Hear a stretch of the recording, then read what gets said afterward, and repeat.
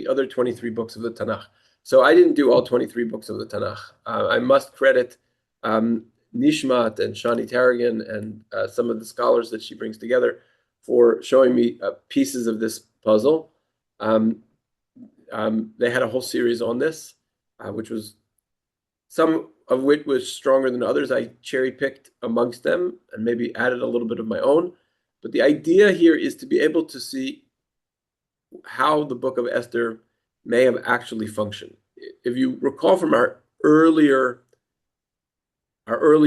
sessions, we have worked under the premise that the book of Esther is composed during the time of Xerxes, Achashverosh's Xerxes, and if you know the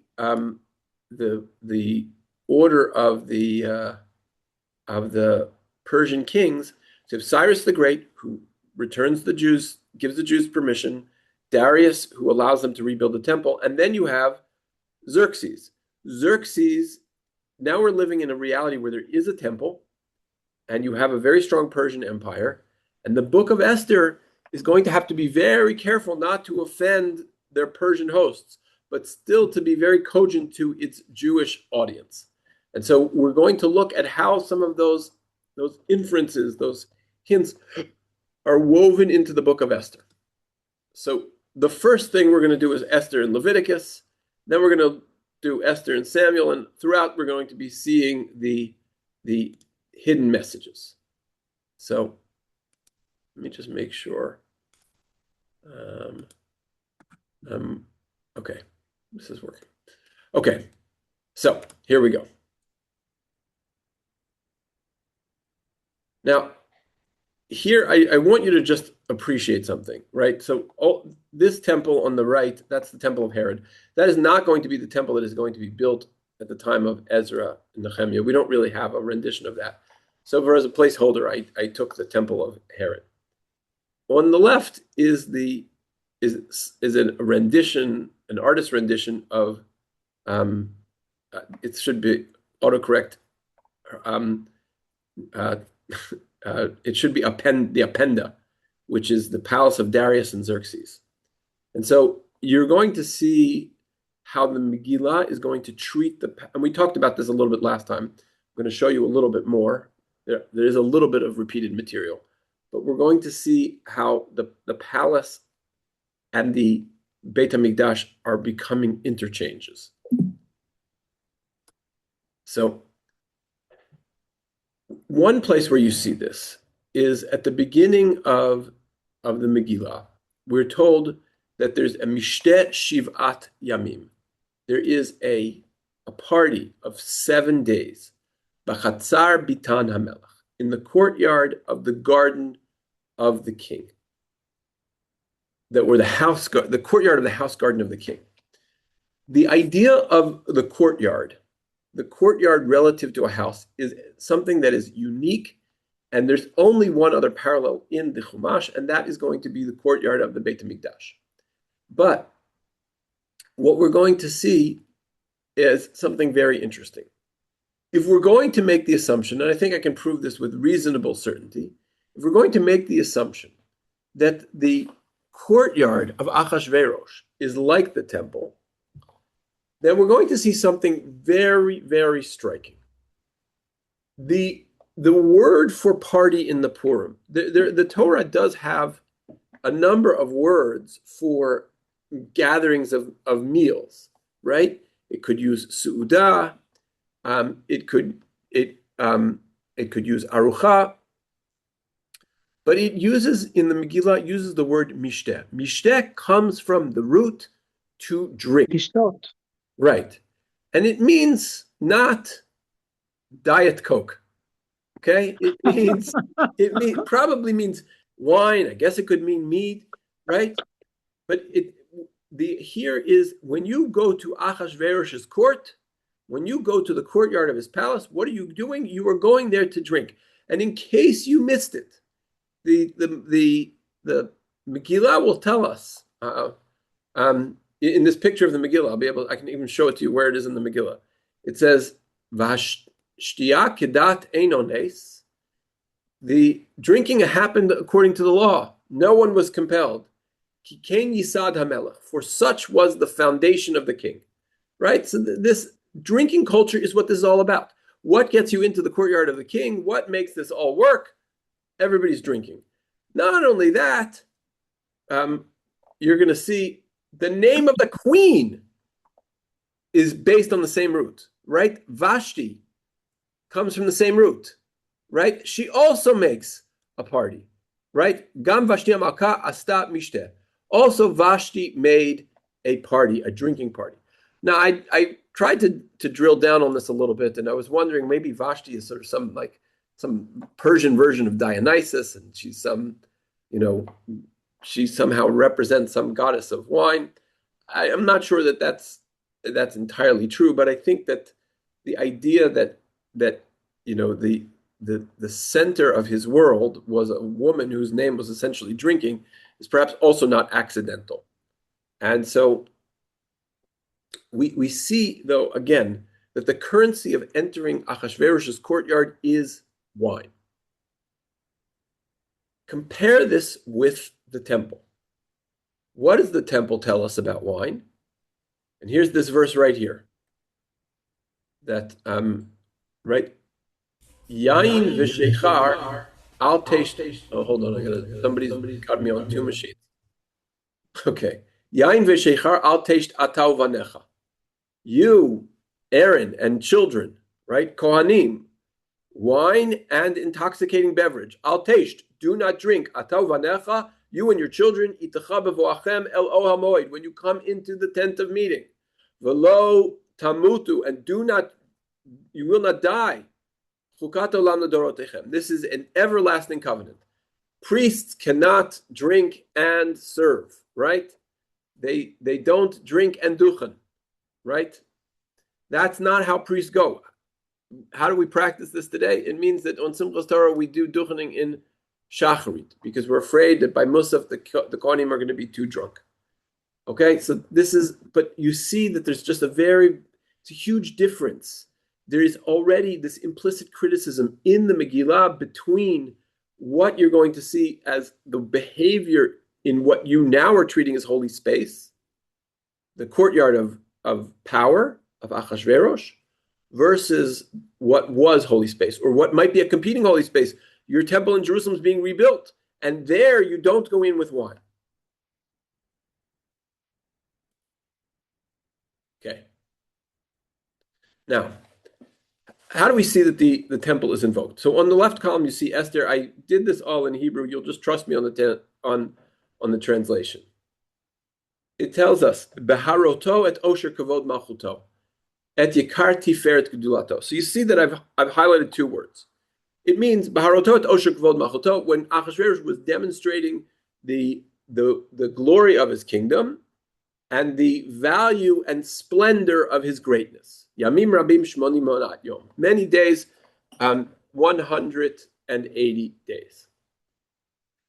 The word kvod v'tifaret appears in juxtaposition like this twice in the Bible. Once in Megillat Esther, and the other one is in the parsha we're reading right now. Vasita bigdei kodesh la'aron achicha. You shall make holy garments for your brother Aaron, lechavod u'tifaret, for glory and splendor. These words, glory and splendor, there is no question that Mordechai and Esther, when they're writing Megillat Esther, are trying to call your attention to the fact that Achashverosh is trying to bring to himself kavod and tifaret, which are exclusively associated with the Kohanim.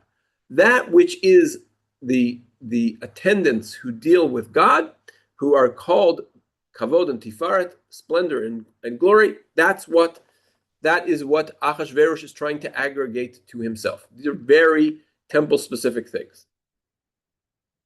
As well, when the temple was being put up, the first 8 days, or the first 7 days of the temple, they're called the 7 days of Miluim.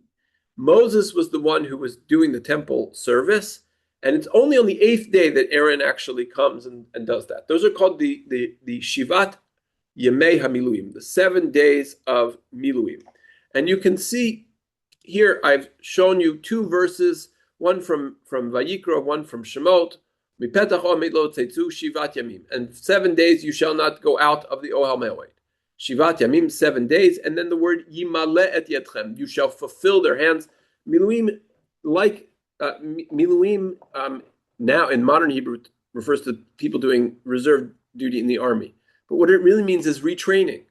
The word means to fill your hands, meaning that you're properly capable to do this work with your hands. So you have these 7 days of completion.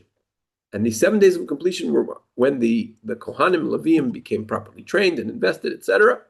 And again, we have Vasita la'aron levanecha kacha kol asher tiviticha otcha shivat yamim timalei yadam. 7 days you're going to train them. You're going to literally make their hands full, but it means a preparation. Okay. Now in Achashverosh's party, in the Torah it always says achar hadvarim ha'ela, and in the Megillah many times it says achar hadvarim ha'ela, after these things. Bayom hahu, on that day, it's vayehi achar hadvarim ha'ela. It was after those days. All of those things are the authors of the Megillah, Mordechai and Esther. They have those words at their disposal. What word do they use? Vimlot hayamim ha'ela. Right? You see this word milaot and the word yimale. These are the same word. These are the same root. At the completion, at the fulfillment of those days. A 7-day party. Right? How many days is the days of Miluim? 7 days. So you see, the Mordechai and Esther want you to draw this immediate connection between the inauguration of the Mishkan and the investment of Aaron and his sons, and the establishment of Achashverosh as a character and as a king. And so the implicit criticism here is, you Jews are treating Achashverosh's palace as more important than the temple in Jerusalem. Right? But it's written in code. If you do not know Tanakh, you cannot come up with this understanding. Right? If you're the Persian censor who does not know the Bible, oh, yeah, they're saying that Achashverosh had glory and splendor. Fantastic. But this criticism that's being presented here requires a little bit of a deeper reading, and it certainly requires you to know the story of this week's Parshiot. Okay. Now, just in case you're still not convinced, right? One of the things that you'll see in Esther, we have this these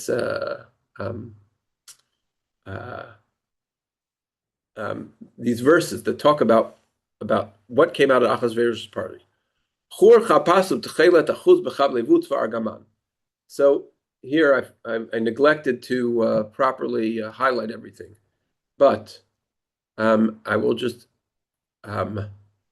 show you here is that I'll do it in blue because of the Tchelet, right? You have Tchelet here and here. This is Shemot. This is last week's Parsha. This is what you should take from them.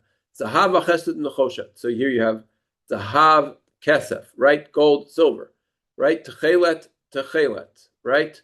Argaman, right? Shesh, silver.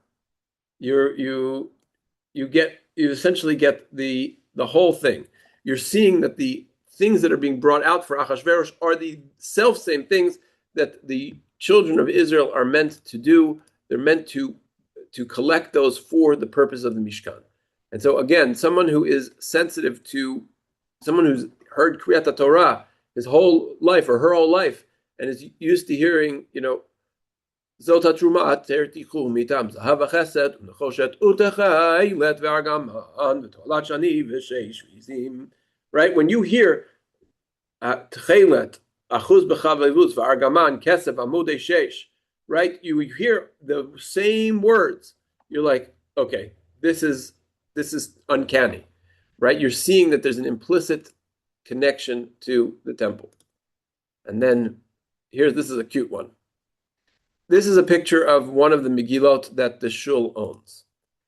You will see that in that sentence that I just read,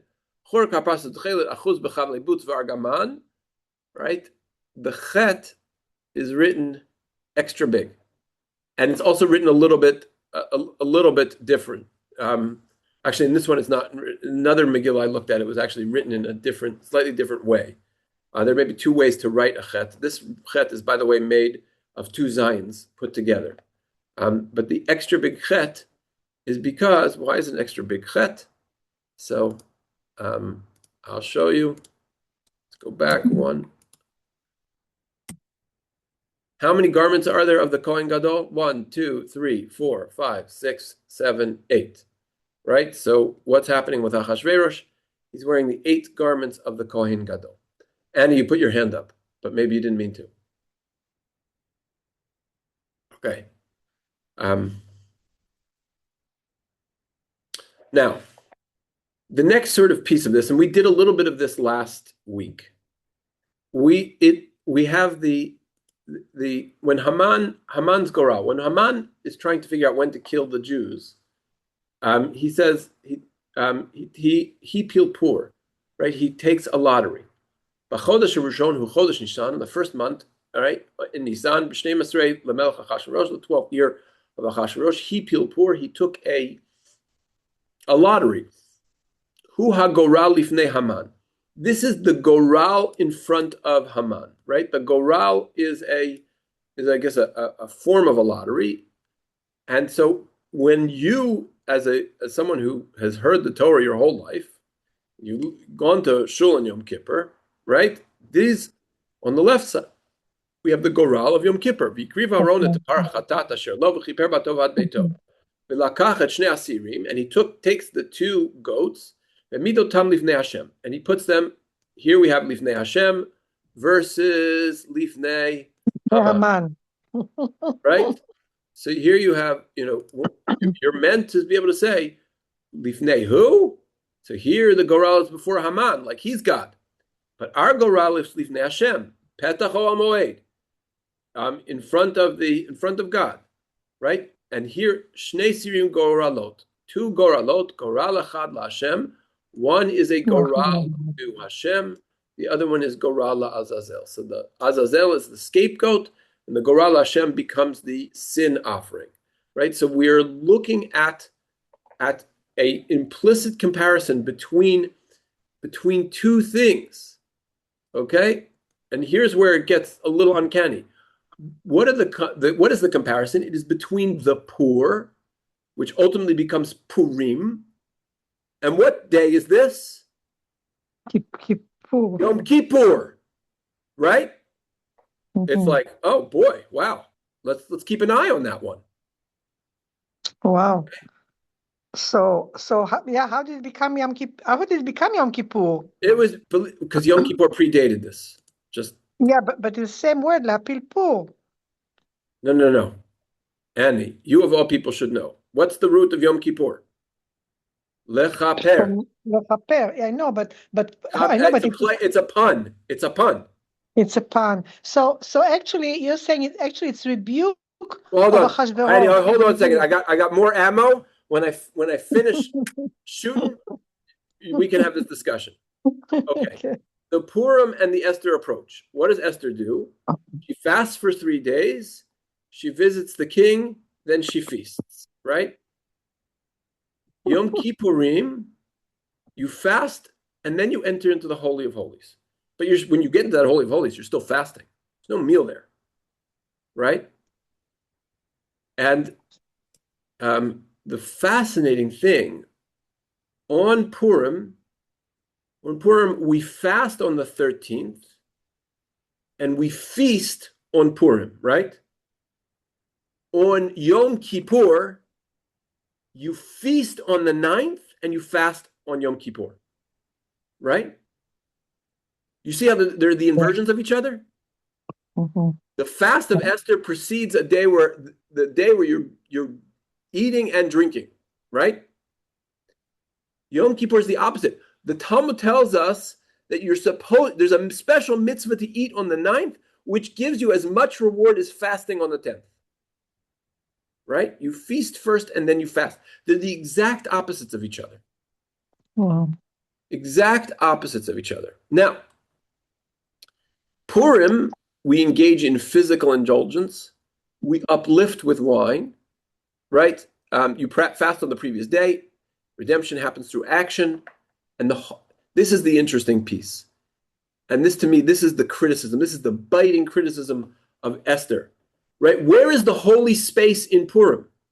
Esther invites Haman and Achashverosh, the big special requests. She fasts for 3 days. She asks, she goes in, she needs him to extend the scepter, right? V'chein avo ala melech, when you, and this is how we're going to go in, into the chamber of the king. What does she ask for? She asks for a party. The holy space is, what's the Hebrew word, Annie? Sorry, the Hebrew word for a party, mishteh. Mishteh. She asks for a mishteh, not just a party, a drinking party, right? Contrast that with the temple version, right? You go into a holy space, you're not allowed to drink. In this case, you're not allowed to eat. You're devoid of luxury. You're devoid of food, clothes, shoes, right? All of the things that are the trappings of Achashverosh's world do not exist in the spiritual space of the temple in Jerusalem. I just want to. I didn't put this on a slide. I can't believe it's hitting me now. When the Anshe Knesset Hagdolah, when they build the Machzor, right? If you are the third blessing of the Shemona Esrei on Rosh Hashanah and Yom Kippur uses the word uvachein, I think 3 or 4 times. It says uvachein tzadikim yiru v'yismachu. The Torah tells us, why does we use the word uvachein? Because it's that word that Esther is going into speak to Achashverosh. We are meant to think about that emotion, the trepidation she had, right? If he doesn't extend that scepter, she's a dead woman. Everybody knows she's a dead woman. You go into that chamber with trepidation. We take back that whole thing and we put it back into our Rosh Hashanah Yom Kippur. But you see how these two things are twinned, and it's just such a biting criticism. The criticism is that you guys think the halls of power are drinking with the king, right? You think that's where our future lies? Got it all wrong, right? There's an implicit criticism there of this is not really where our redemption is going to lie. Okay, now we're now coming to another. I'm just trying to show you another very strong set of embedded references in the book of Esther. Esther clearly is a book that's clearly written by scholars of the Bible. They are borrowing themes in very heavy ways. And so it's going to sort of pick up the story of Saul as the failed redeemer of Amalek. And Esther is going to be the true redeemer. So just in case anybody's wondering, this is Rembrandt's version of Saul. There's David playing the harp. Saul's got his spear there. So we get Saul versus Mordechai. Now this is really fascinating. And again, if you are not, this one you have much less of a chance of getting than the last one. The last one, if you do Parshat Shavua, you hear all of those things. You hear Yemei Miluim, the 7 days of completion. You hear, Techelet Vargaman. You hear the different, scarlet and crimson and etc. You hear gold, silver. These are all things that you're going to pick up. But this, in the middle of the book of Shmuel Aleph, it's a Haftarah once a year. If you're listening well, you get it. So this first sentence up here is a sentence about King Saul, right? And we haven't mentioned Saul yet. We're talking about his father. Vayihi ish mi Binyamin ushmo Kish. There was a man from Binyamin whose name was Kish. Ben Aviel, Ben Seror, Ben Korat, Ben Afiach, Ben Ish Yemini Gibor Chayil. And he was a Benjaminite, right? He's the son of a Benjaminite. Now you'll notice, I also forgot to highlight one word, but here, I'm going to draw lines between the shared words. Ish, right? Binyamin or Yamini, right? You got both of those. You've got Kish. Not many times we hear about, cheese pies in the Torah, right? You're right. And you got Ish here again, right? So I guess I missed my first Ish, right? You can see that there's no question that the author of the Megillah is borrowing heavily from the presentation of Shaul. Okay, and it's letting us know, keep your ears open. I want you to have the Shaul story in your mind. Oh, hold on, I gotta. This is the most fascinating parallel between the Tanakh and Megillat Esther that I've ever heard. Okay. Fascinating. ממש Fasten your fascinating. seatbelt. Fasten your seatbelt. Okay. לגמרי. Now, Shaul versus Mordechai, right? So we said this is the top one is Shaul vayitpos et Agag melech Amalek chai. He took Agag, the king of Amalek, living, et kol ha'am hecherim lifi charev, and all of the people he destroyed by the sword.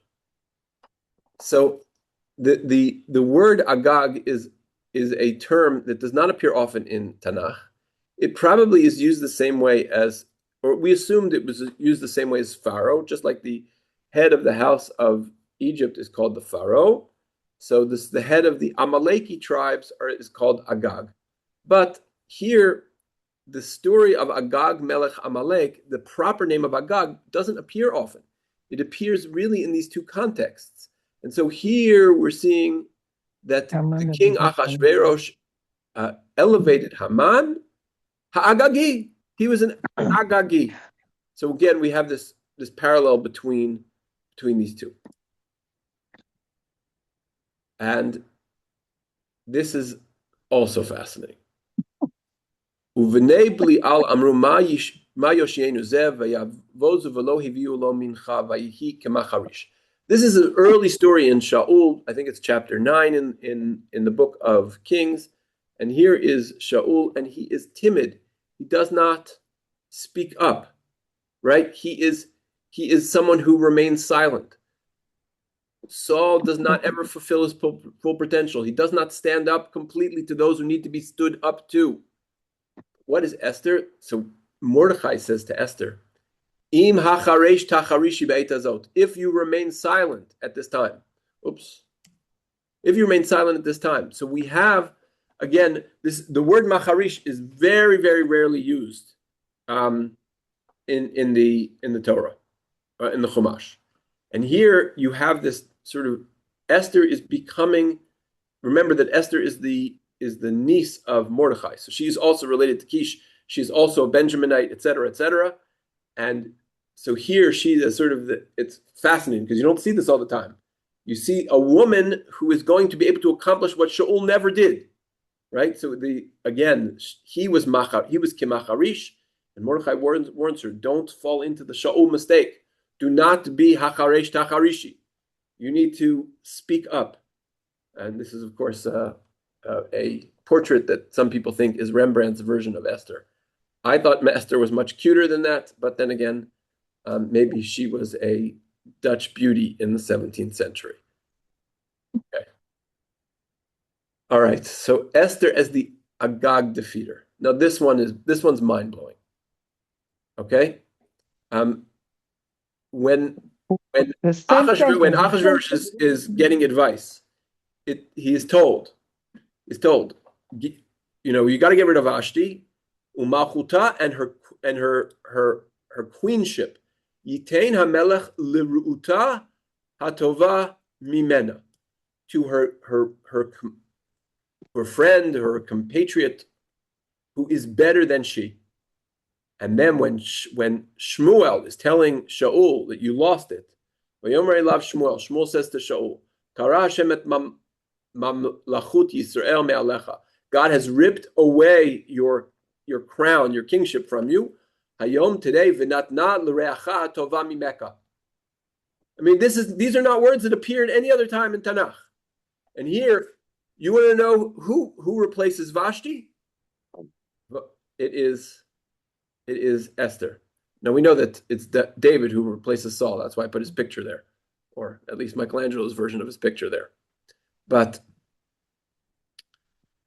it's unmistakable. If you know your Tanakh, you're gonna get blown away by the fact that, oh my gosh, here is this reference that tells you, oh my gosh, Esther is the replacement for Shaul.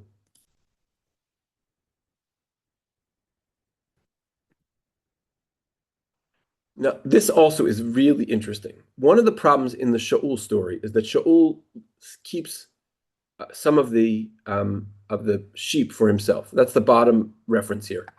So the bottom reference here is the story of Shaul. Vayikacha am me'ashalal, and the people took of the spoils sonu vakar. So they took some sheep and cattle.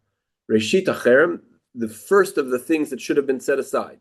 What are they doing with them? They're going to say, they're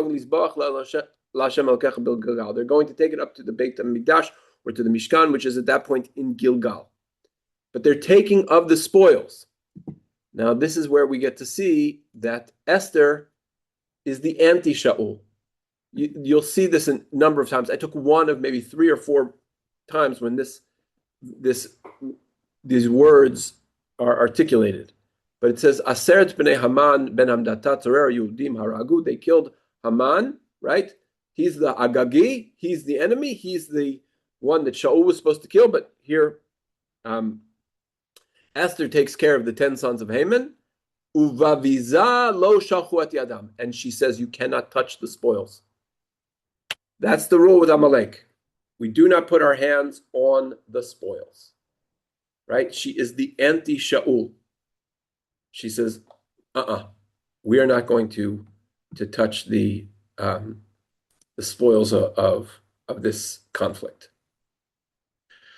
So, okay, that's sort of and this is a Greek replica of a Persian piece of treasure. So I needed some visual treasure of the sons of Haman, or some similar kind of thing to present here to kind of demonstrate that. But I think it's a very interesting idea that Esther becomes the undoing of Shaul, and that she doesn't remain silent, and she does become active. And here, though, I think that the Megillah is telling us that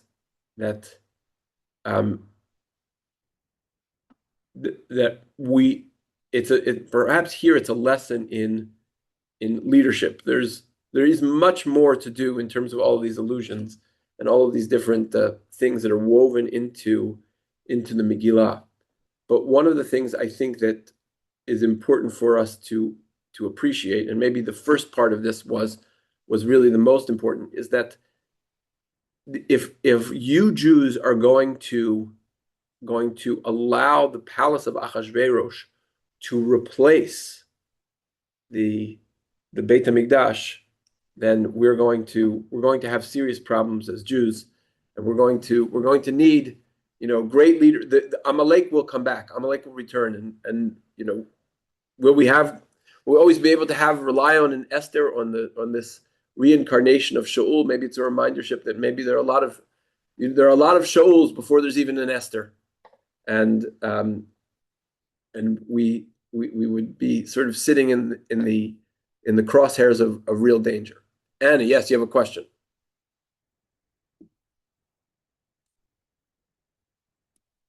No, Annie, you're on mute. All right, you raised your hand, but I don't know if you really want to speak. Anyway, this is the end of our little Megillah series. I just want to encourage everyone to join us next week for both the Fast of Esther, and even more importantly for our Megillot readings and our Purim Seuda.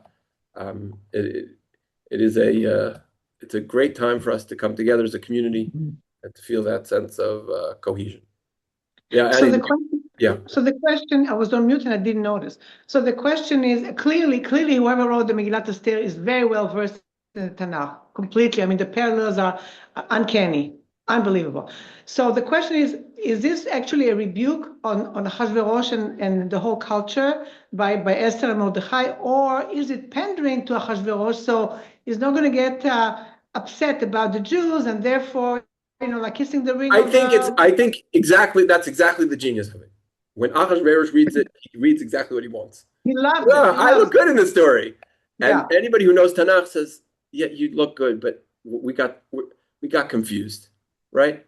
And look, I would tell you, there's a type of Jew who, and we need them. I don't want to undermine who they are, but the type of Jews who are very, very invested in politics, right? And however it is in Canada, it's even worse in the United States. And you know, and Todah La'el, I thank the United States government for all that they have done for Israel. I think that between last February and today, there have been leaps and bounds in terms of Israel. But we cannot, I don't know how to put it. An American president has 4 years, 8 years of, maybe, right? Congress changes every 2 years. Senate changes every 6 years. Parliament every 5 years or until a vote of no confidence, right? These things are just they're temporary. They're not the long-term solutions for the Jewish people. And so the idea that you think that the halls of power are really the place that keeps the Jewish people together, I think that there's something there. I think that you know the Jewish the Jewish people have been held together by something far, far stronger than any particular king, any particular political movement, any particular splendid hall of power, any aircraft carrier, any army, right? And so I think there's a lesson there. And I think it's not the kid story, but you have to really decode the Megillah to see that. Yeah, amazing. Amazing. All תודה right. רבה, fascinating. באמת, תודה רבה. Okay, my pleasure, my pleasure. Okay, kol tuv, תודה everyone. רבה. חג שמח, חג שמח.